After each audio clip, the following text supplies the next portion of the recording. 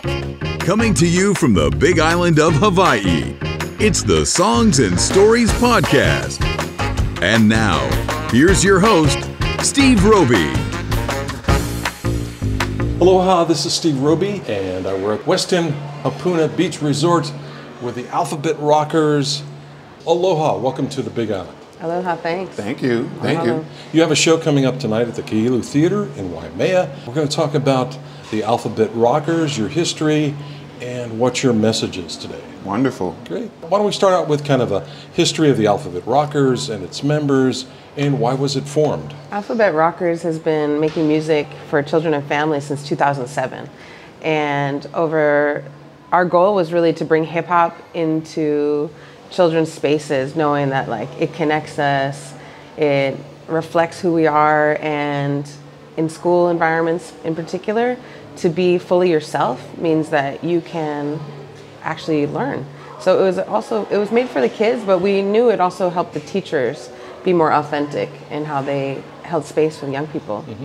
And after a couple of years, we also recognized as a multicultural group that some of the things that we were doing intentionally as performers and creators really could be turned into songs, so that we could explain about social justice in a way that felt like very current and contemporary, and wasn't looking to the whitewashing of what that even means. And so that's been our intentional space that we create in.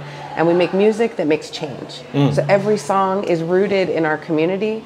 Every song we make sure it does right by the community, that it upholds all of our values. And that means not just around racial justice, it's gender justice, it's interreligious experience, it's everything, not, adoptive families. We want to make sure that everyone knows when you're with Alphabet Rockers, you belong. That's a big task. Yes, sure is. And we own it. So when did the group, company, I don't know what you want to call yourselves? Us. I mean, we're a Collective. group. Yeah, we're a collective pretty much, because we're intergenerational. And it started off with, I would say, Kaitlin. It started off with Kaitlin. And she was writing songs for kids. She was putting together a show. Didn't really know what was going to be happening. And somehow she was working for the Grammys and booked a band that I was in the Bay to do the show. Mm-hmm. And so you're Bay Area based? Yes. Okay. Yes. And so the group was called Felonious. We do a lot of hip hop theater these days. Nice. But she called me and was like, "Can we do the show?" And I was like, "Yeah, let's."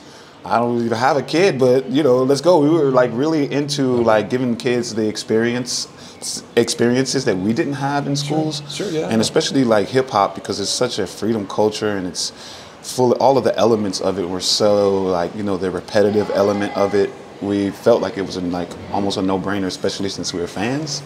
So around 2007, started doing that. Started mixing in lessons of numbers and letters and colors and shapes. Things like that, and a few years passed by, and we started taking the lessons a little bit further out into the playground. Started to notice there was some, bullying happening. There's some exclusion happening. There was, profiling of all kinds of things, racial, gender, all kinds of things happening, and started understanding that our youth were really asking us to talk about some more of that stuff, some of those deeper things, the deep things that some of the parents didn't believe that their kids should even be having to worry about, but they were. So we were challenged to make music and engagements that were supporting that. So was that the motivation to start an outreach program to schools and through music and? Yeah, I would say so. That was it. Yeah. Was there any educational background? Yeah, we both, we've spent so much time learning how to take our craft and our wisdom and share it in learnable experiences for young people, which is called education, right?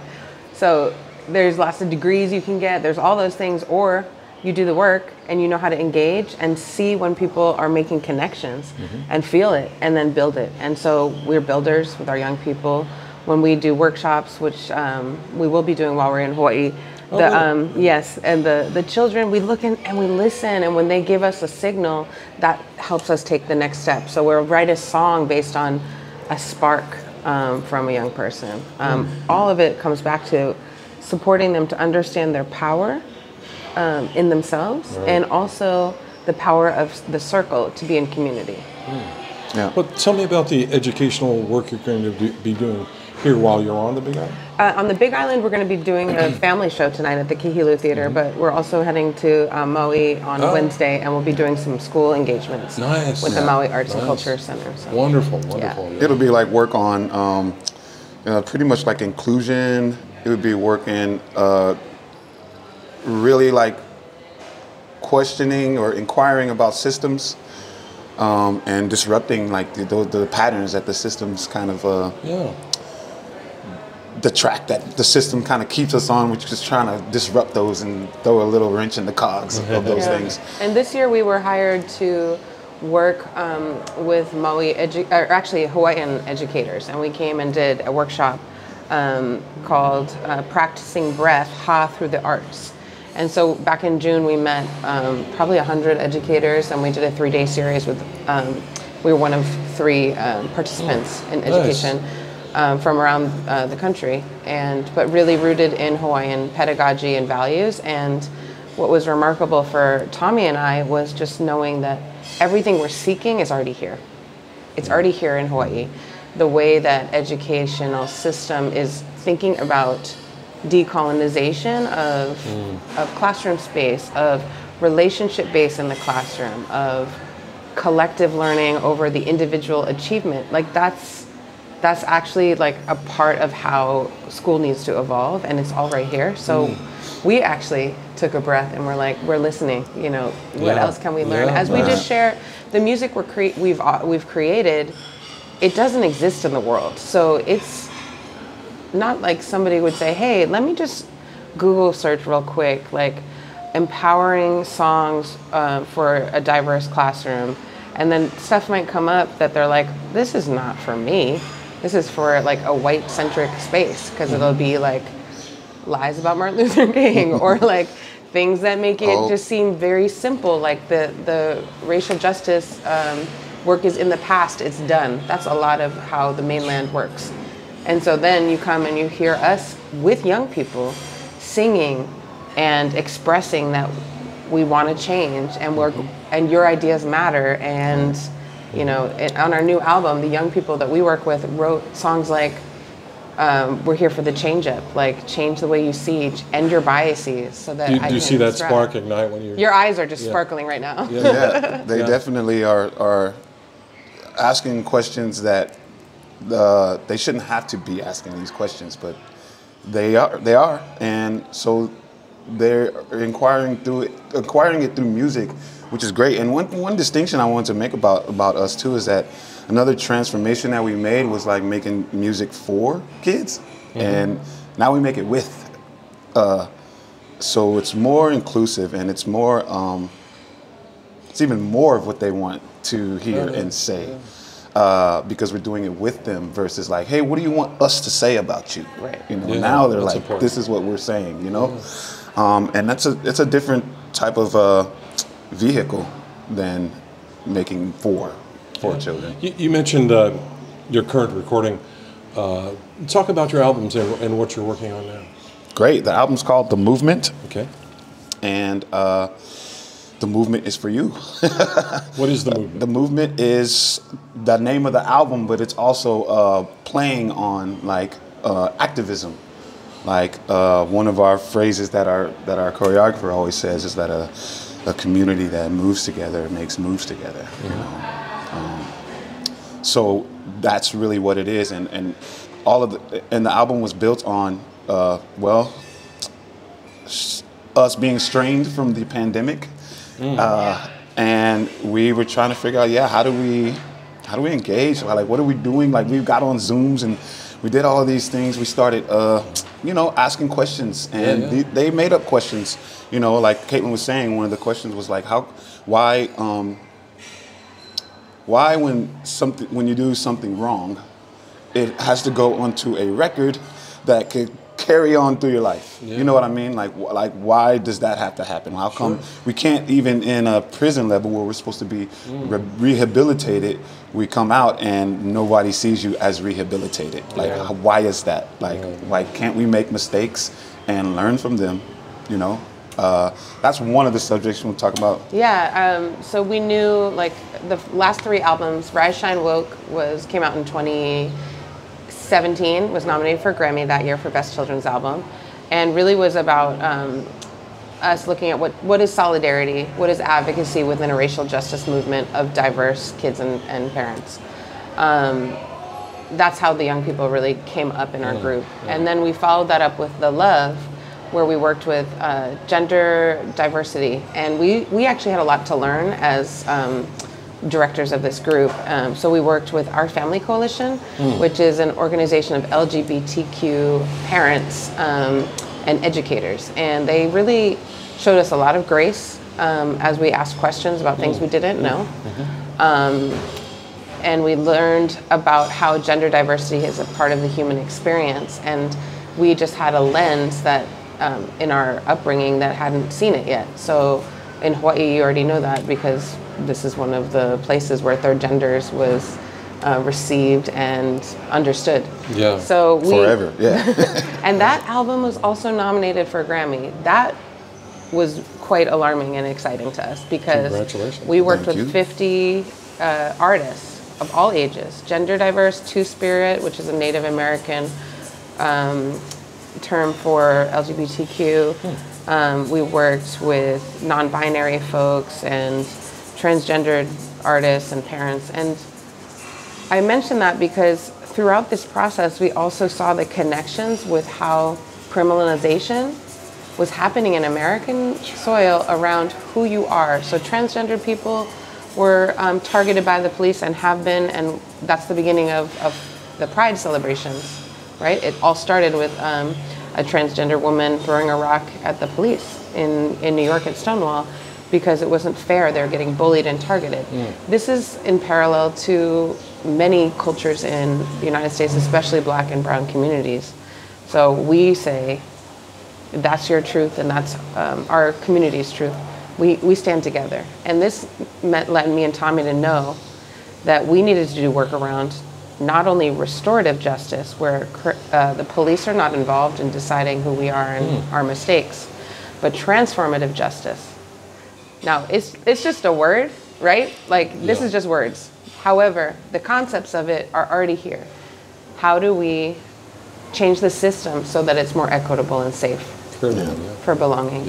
It's the same thing. So that's what the root of this album is. It seems so simple, but it's so hard. And the concepts are actually being introduced in a lot of schools these days. Are they really? The restorative, the RJ circle, they call it. You know, when there's a altercation or something at school, they try to handle it the way people used to handle it, which was come together, everybody tells their truth, gets the truth out, and they work it out from there. And then there's no punishment involved. After an event, I'm curious, do any of the kids come up to you, like, what is the kind of the most unique question you've been asked that kind of maybe blows you away?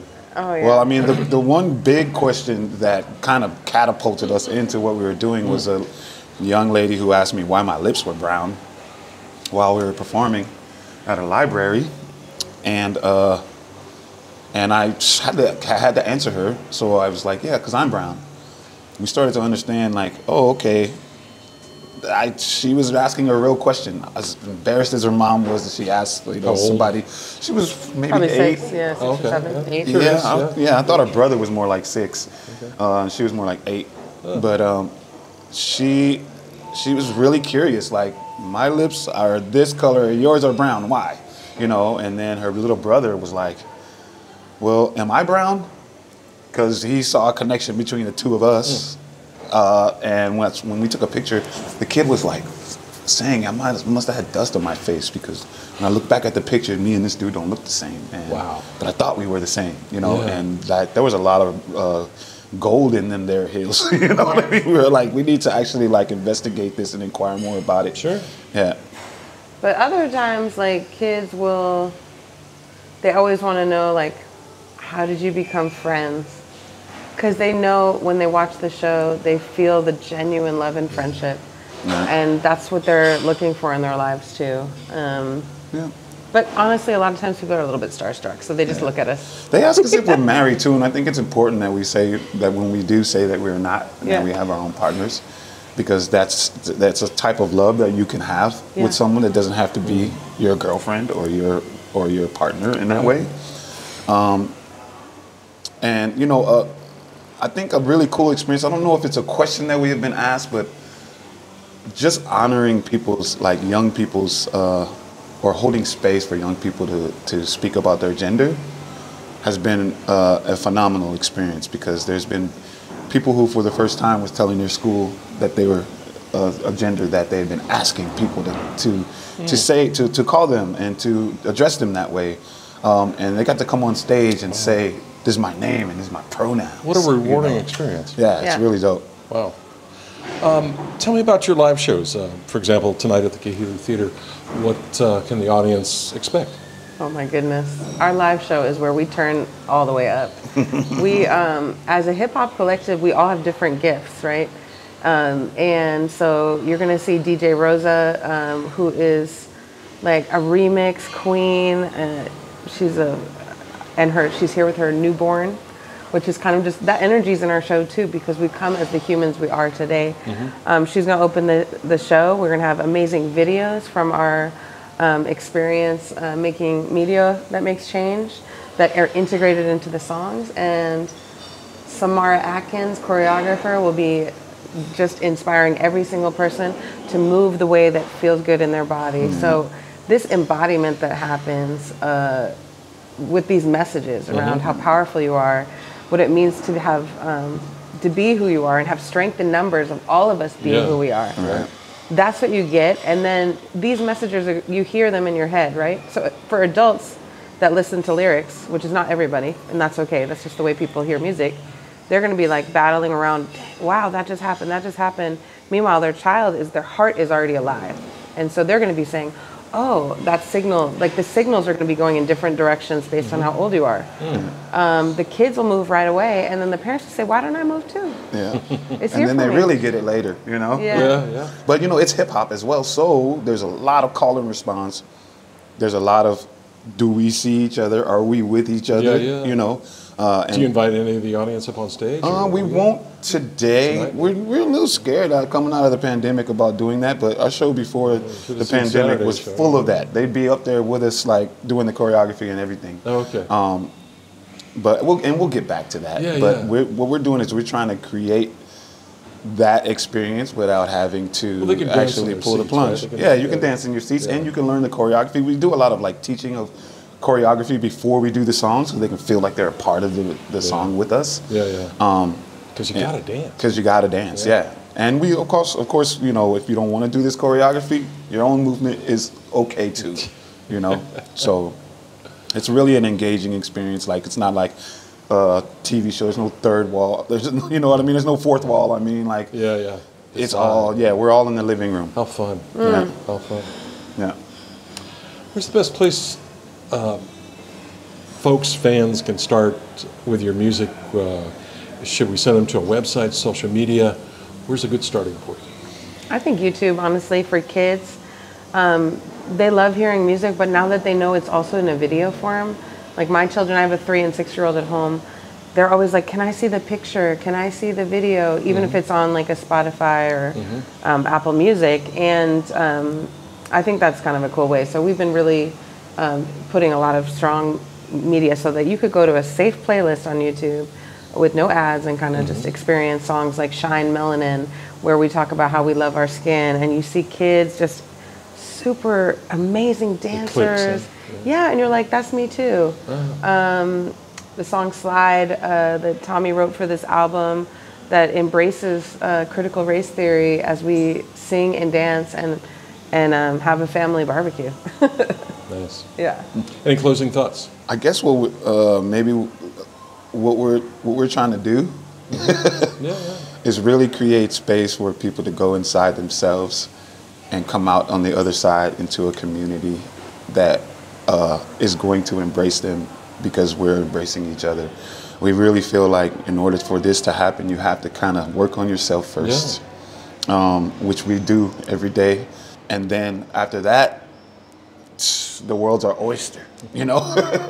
But the work has to really happen, though. That's the only thing, is that it really has to happen. And also, I think with activism and the ways we've looked at activism, both recently and in the past, is it looks like big gatherings. It looks like something, a photographable moment.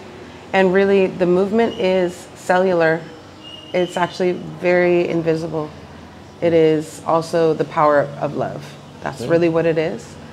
And so listen to the movement, and then let the same experience be how you walk through the day. Thank you so much for your time. Aloha, and have a wonderful show tonight at the Kahilu Theatre. Mahalo, Stephen. Give thanks. Thanks for listening to the Songs and Stories podcast. Make sure you never miss a show by clicking the subscribe button now. This podcast is made possible by listeners like you.